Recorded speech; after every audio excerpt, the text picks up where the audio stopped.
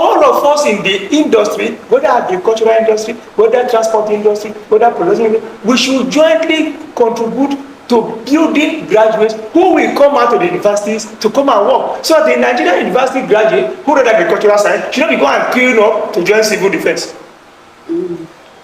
Or somebody who came out of the university, read electrical engineering, is looking for a job in the Civil Service Commission.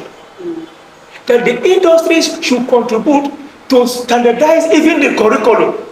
The farmers should tell the universities what we want, what type of personnel do we want. In Nigeria, universities are training students and graduates to solve problems that no longer exist. In Nigeria, people are still reading shorthand in the university. Nobody writes shorthand again. So you are training a graduate to come and solve a problem that no longer exists. So the industrial environment should generate the curriculum. That's what is done in several climes. In Philippines, you don't just go to the university. You go to the university targeting a particular industry. Yeah. So you study what the industry wants you to be, so that when you come out, you can be absorbed into that industry. A former CBN governor did say here that Nigerian problem is not unemployment, it's unemployability. The graduates are not employable because the university did not prepare them for the employment. So if you employ a Nigerian graduate, you have to retrain him. The man is in the university using Stonebridge as a physics student.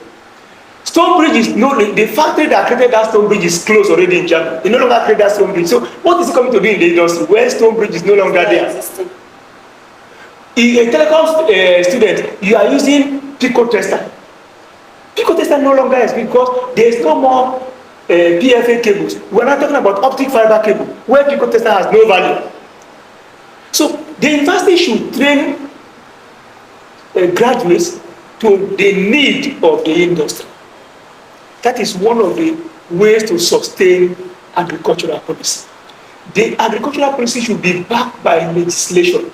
It should become law that this policy so made should be presented to the assembly to legislate so that it will become law. So that government come, government go. Stealing is still a crime. Yes. The way theft, murder, rape remains a crime, government come and go, agricultural policies and programs should remain a law. So that government come and go, the policy will not change. And once the policy is driven, guided by law, then the policy objectives may be attained. Because there are two factors in policy objective being attained. Having a good policy and refusing to implement a good policy makes it a dead policy. Yes.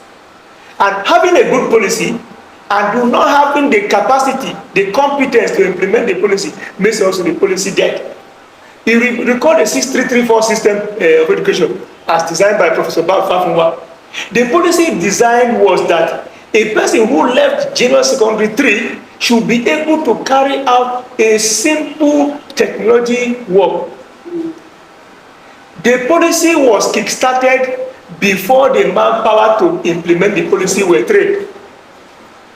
Fafunwa said the policy should last 10 years in incubation so that teachers of technology will be trained for 10 years. So by the time the policy will start, there will be technology teachers to teach the technology craft work. But because the government in power at the time was interested in helping their friends and cronies, they gave out the contract for the supply of the equipment. Meanwhile, those who are going to use the equipment are not even in school yet to be trained. The equipment came to the secondary schools, were distributed, storekeepers began to sell them to carpenters and welders outside. That is why that policy did not see the light of the day.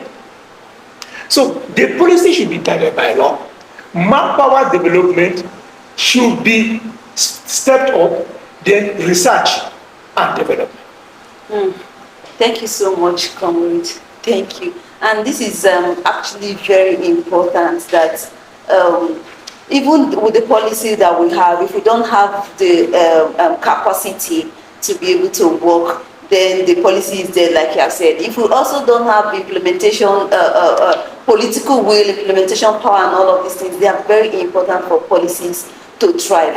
And thank you very much. We're far behind the schedule, and so we'll just give it a wrap. But then thank you so much. I hope to have you next time so that we'll talk more about this policy. Especially, we left a part of the environment, how environment has to do with agricultural policy, how climate change also has to do with agricultural policy. But then I'm very sure that in our next program we'll actually deal with all of that. So, dear viewers, thank you so much. We've had a whole lot from Comrade Pialo. He has actually talked to us. New governments coming in. If you're listening to me, I think you should have Comrade Pialo in your team to be able to help you dissect some of these things, because he has said so much, so very wonderful things that he has said today. And so thank you so much. Hope to see you all again next time. It's a series, like I told you guys before now. So we're going to be having the next phase of this program in the next 2 weeks. So see you right there. Thank you.